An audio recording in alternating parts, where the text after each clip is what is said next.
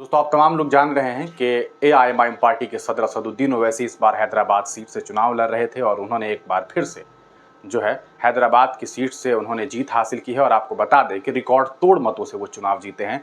3-3.5 लाख के मार्जिन से, 3,30,35,000 के मार्जिन से उन्होंने भारतीय जनता पार्टी की कैंडिडेट माधवी लता को, जो कि एक नफरती तरीके से वो पिछले कुछ महीनों से काम कर रही थी और उनके कई सारे वीडियोज़ वायरल हुए जिसमें उन्होंने मस्जिद के ऊपर तीर चलाने की कोशिश की और दिखाने की कोशिश की कि हम जो है किस तरह से मस्जिदों से नफरत करते हैं। और आखिरकार हैदराबाद की जनता ने उन्हें सबक सिखाया और 3 लाख प्लस रिकॉर्ड मतों से जो है असदुद्दीन ओवैसी चुनाव जीत गए हैं। उनके चुनाव जीतने के बाद हैदराबाद में जश्न का माहौल है। खुद असदुद्दीन ओवैसी ने बड़ी बात कह दी है, देखिए वो क्या कुछ कह रहे हैं। मैं सबसे पहले अल्लाह सुब्हाना व तआला का शुक्र अदा करता हूं कि अल्लाह सुब्हाना व तआला ने हैदराबाद की आवाम में मजलिस इत्तेहादुल मुस्लिमीन के लिए जो मोहब्बत थी उसमें और इजाफ़ा फरमाया और अल्लाह ने हैदराबाद की आवाम के ज़रिए मजलिस इत्तेहादुल मुस्लिमीन को हैदराबाद की पार्लियामेंट की सीट से एक तारीख़ी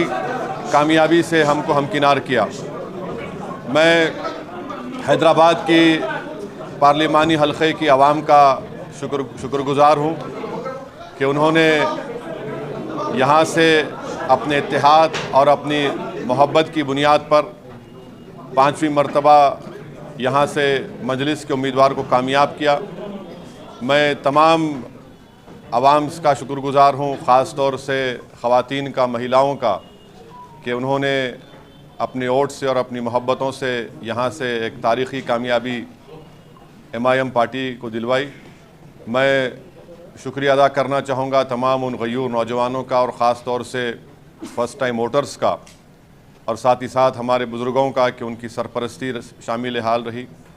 और जो यहाँ के मुअज़्ज़िज़ लोग हैं, उलमा इकराम हैं, मैं उनका भी शुक्रिया अदा करता हूँ।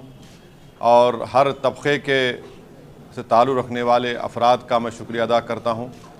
और मैं हमारी पार्टी के तमाम मेंबर्स का, बूथ प्रेसिडेंट्स का, हमारे पूरे एमएलएस का, म्युनिसिपल कॉरपोरेटर्स का, और जिन्होंने उस कड़ी धूप में इस कैंपेन को चलाया, मैं एक एक का शुक्रिया अदा करना चाहूँगा।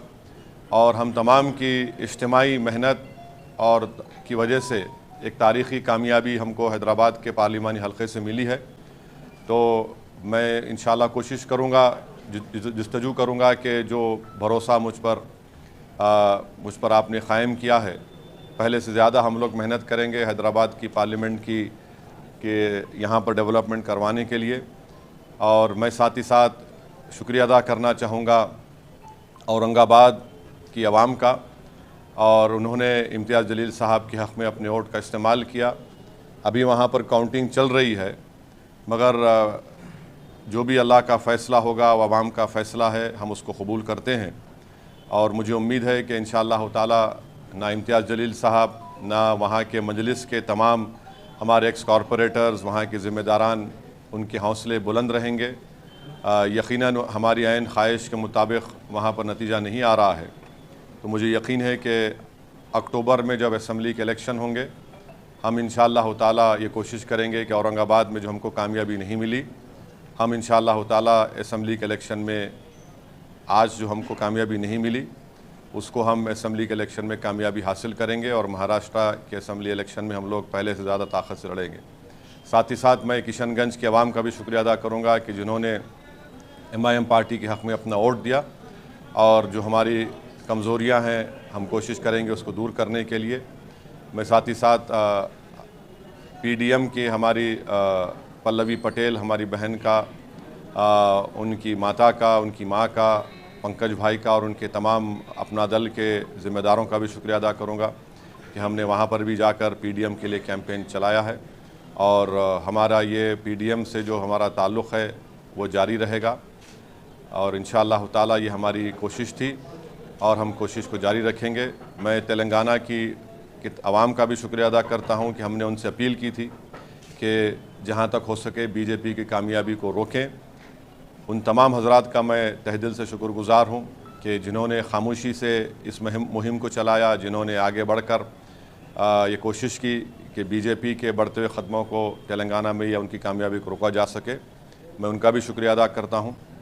अब दूसरी बात यह है कि मुल्क की आवाम ने एक फ़ैसला दिया है। अब ये बात तो वाज़ेह हो चुकी है कि बीजेपी को अभी काउंटिंग चल रही है, ऐसा लगता है कि उनके पास मैजिक नंबर नहीं आएगा जो 272 का नंबर है।